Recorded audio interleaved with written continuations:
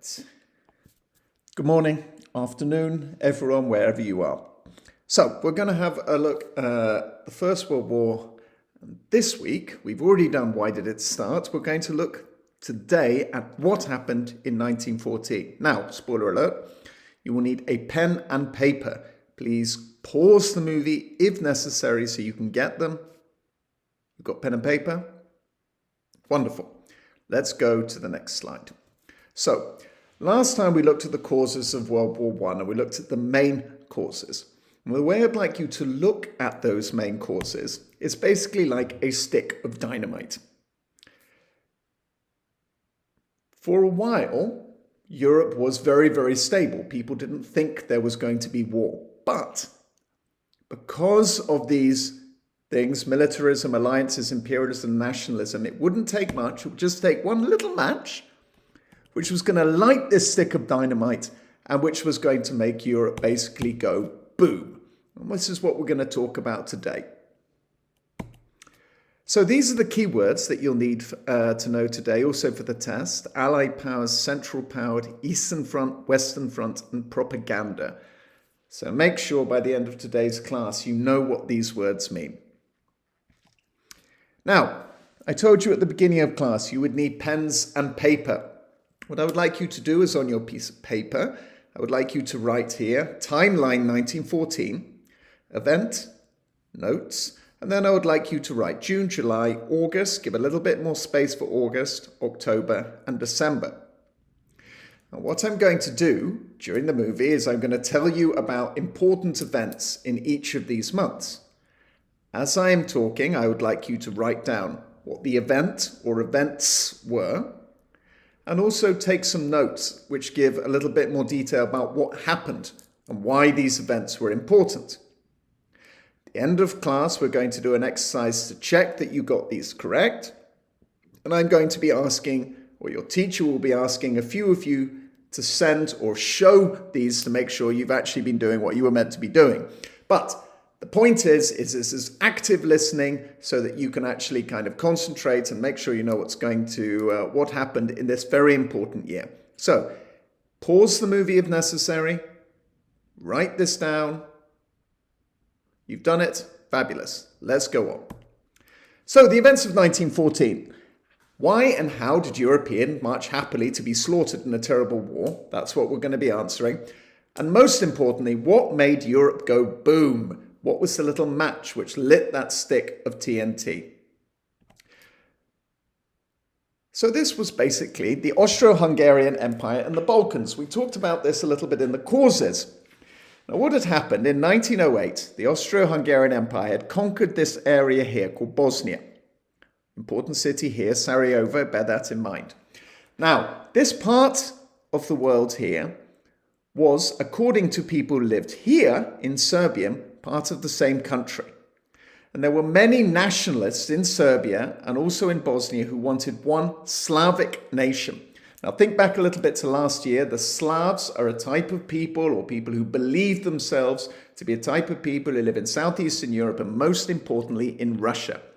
And Slavs in Bosnia and in Serbia want the Austrians out.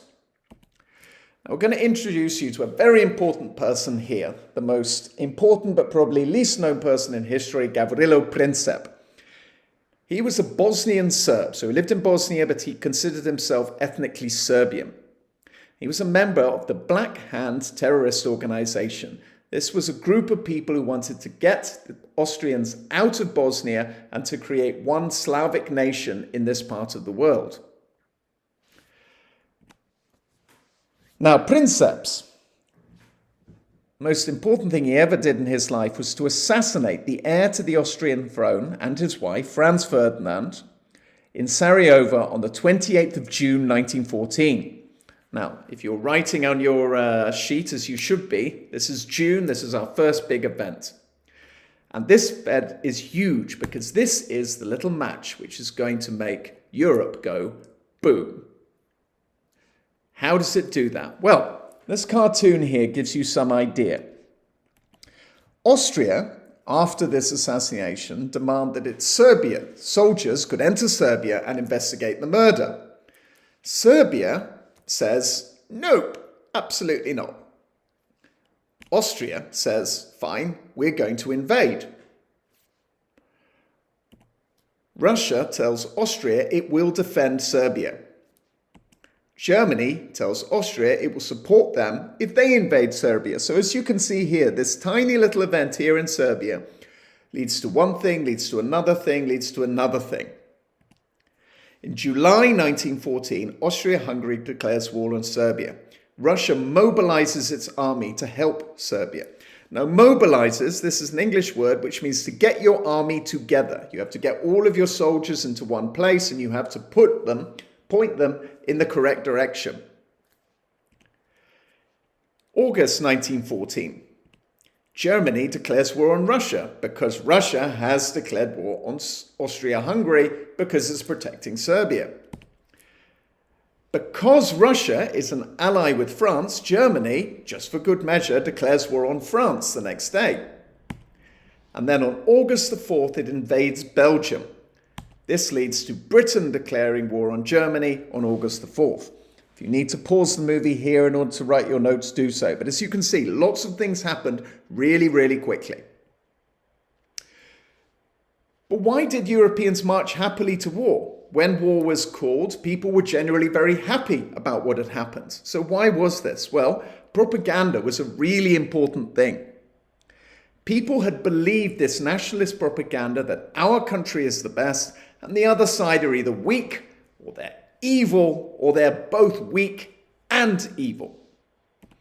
To give an idea at the time, the German Kaiser, Wilhelm II, said that you will be home by the time the autumn leaves fell. This meant that he thought that the war would be over in 1 or 2 months. This bit of German propaganda here shows a German soldier kicking a British guy in the arse, lifting up a French guy, holding down a Russian guy. The propaganda basically said Germany is very strong, we're going to win this war easily. And propaganda was also saying other things. This is British propaganda. This terrible monster here with the helmet on is obviously a German. And it's this idea, unless we fight, these evil, terrible, inhuman Germans are going to come, take our women, destroy our culture, whatever it is. So propaganda is encouraging people not only to think that the war will be easy, but it's an important war which needs to be fought.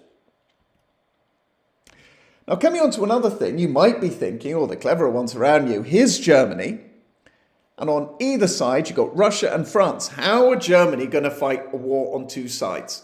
Why are Germans so confident they're going to be able to do this? Well, this comes with something called the Schlieffen Plan, which was named after a German general. And this was the plan Germany had to be able to beat two countries at the same time. So their great idea with the Schlieffen Plan was this. They knew Russia has a big army, but it's a big country and it's going to take a long time for them to mobilize their army, get all of their soldiers together to fight. Germany also knows that along this border here, the French have a lot of forts, which will make the advance into Germany, or a German advance, into France, very difficult. So here's the plan, the Schlieffen Plan. Germany's going to go very, very quickly through Belgium. Now, in theory, they shouldn't do this. Belgium is neutral, which means Germany shouldn't be allowed to invade them. But the Germans say, sod that. We're going to go very quickly through Germany, destroy the French army really, really quickly, and then we'll take our army back and we'll defeat Russia. However, the Schlieffen Plan doesn't work. The first reason it doesn't work is Russia invades Germany in August, much sooner than the German expected. Now, even though the Germans actually win a big battle at a place called Tannenberg, and they kill nearly 250,000 Russian soldiers, it does mean that their army is fighting on the east. At the same time, of course, Germany is now invading Belgium and France. And because Germany invaded Belgium and Britain declares war, British and French armies together are able to stop them by December in 1914. So Germany is now fighting these two wars in the east and in the west, but the British and the French are unable to push the Germans back, and in the east, the Russians are unable to win against the Germans, but because Russia's a big country, Germany can't invade Russia. This means that you basically have a stalemate. So you have Allied powers. These are all the yellow ones. So that's the Russia, a bit of Poland here, France, and Great Britain. And then you've got allies of the Allied powers. Italy, Greece, Serbia, Romania. These are basically fighting not necessarily directly or necessarily constantly, but they are allied to the Allied powers. Then you've got the Central Powers, Germany, Austria-Hungary, and then in 1914, you've got the Ottomans, but we'll talk about that in a minute. And there are these two fronts here. You've got the Eastern Front, and here many, many more people die. You're going to basically see the same thing in the Second World War. Hundreds of thousands, millions more people die in the East than they do in the West. So here's the Eastern Front. This is the furthest people get, the Central Powers get, but they're soon pushed back and pushed forward again. Then you've got the Western Front, which is here. In October in 1914, so this is important for your notes, the Ottomans declare they are worried that if the Russians advance into Europe and advance too far down here, that they're going to be threatened. So the Ottoman, the Turkish Empire, join in the fight on the side of Germany, Austria-Hungary, and also on Bulgaria. Nothing much happens in terms of movement. The most important event of 1914, which people remember, is the Christmas Day Truce. This is when, on December 25th, 1914, apparently British soldiers or German soldiers hear the other side singing Christmas carols. They climb over the trenches. We'll talk about the trenches, the Loopgraven next time.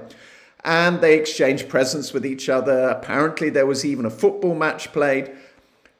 Very famous event of the war, but important to know, many officers didn't want their soldiers to do this. The reason is that if you go and you shake hands with someone and you have a cup of chocolate with someone or a cup of coffee with someone, then you don't see these people as horrible, weak animals, which means it's more difficult to fight and kill them. Nonetheless, Christmas Day Truce, a famous event in 1914. World War also, of course, meant World War. Because of the colonies, there was fighting all over the world. Now, we're going to talk about a little bit more about this next week. But in Africa and the Middle East, there was serious fighting. To give an idea, nearly 2.5 million Africans were mobilized. There were 1 million African casualties. This was a big deal. And we're going to talk next time a little bit the consequences of this. Now, to work now, what I'd like you to do is go to LearnBeat 2.2. First thing I'd like you to do is go to Projects and go into Exercise 2A. There's an exercise here to help you with your timelines. Then I'd like you to do Exercise 2B. Afterwards, I'd like you to go to Basics and do the questions on pages 3 and 4. And then lastly, the projects on 2C. Any questions, please ask your teacher.